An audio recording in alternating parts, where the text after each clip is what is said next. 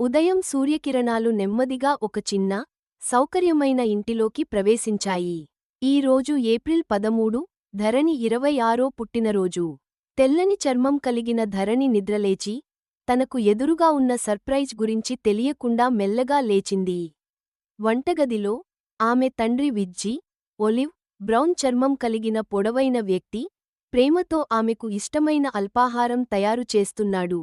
వయస్సు కారణంగా కొద్దిగా పొట్ట వచ్చినా, తన కూతురి పట్ల అతని ప్రేమ మాత్రం ఎప్పటికీ తగ్గలేదు. ధరణి హాల్లోకి వచ్చి టేబుల్పై చిన్నగా తయారుచేసిన కేక్ చూసి ఆశ్చర్యపోయింది. హ్యాపీ బర్త్డే అమ్మా, అని ఆమె తండ్రి మృదువుగా అన్నాడు. పెద్దగా అలంకరణలు లేవు, పెద్ద పార్టీ లేదు, కాని ఆ ఇంటి అంతా ప్రేమతో నిండిపోయింది. ధరణి చిరునవ్వు నవ్వింది, కాని తన స్నేహితుల గ్రాండ్ సెలబ్రేషన్స్ గుర్తొచ్చాయి. అయినప్పటికీ, తన భావాలను దాచుకుని తండ్రిని గట్టిగా హత్తుకుంది. రోజంతా గడుస్తూ, ధరణి మొబైల్ చూస్తూ తన స్నేహితుల పుట్టినరోజు వేడుకలను చూస్తూ నిశ్శబ్దంగా కూర్చుంది.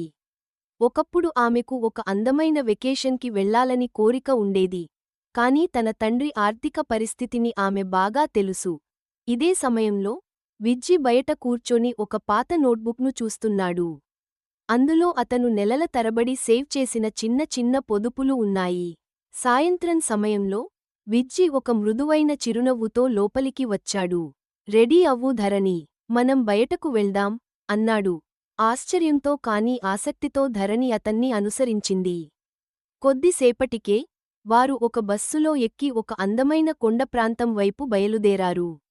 ఆమె కళ్లలో ఆనందంతో కన్నీళ్లు వచ్చాయి.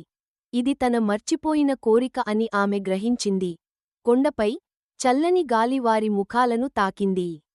ఆకాశం బంగారు రంగులో మెరిసింది. ధరణి తన తండ్రి పక్కన నిలబడి, ఆనందంతో కన్నీళ్లు కారుస్తోంది. థాంక్యూ నాన్నా, అని ఆమె మెల్లగా చెప్పింది. విజ్జీ సంతోషంగా చిరునవ్వు నవ్వాడు. ఆ రాత్రి నక్షత్రాల కింద, ధరణి ఒక ముఖ్యమైన విషయానికి గ్రహించింది. తన తండ్రి ఆమెకు విలాసవంతమైన జీవితం ఇవ్వకపోయినా, అతను ఇచ్చింది అమూల్యమైనది, నిస్వార్థ ప్రేమ. ఆ పుట్టినరోజు ఆమె జీవితంలో ఎప్పటికీ మరిచిపోలేని జ్ఞాపకంగా మారింది.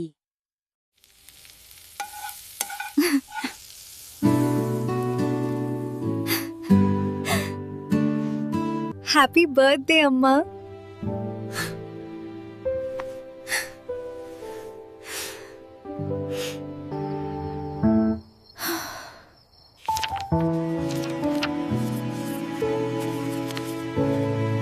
Get ready, Dharani. We are going out.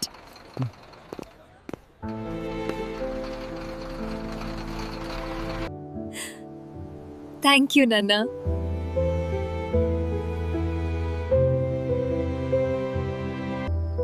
Her father may not give her a luxurious life, but he gave her something priceless.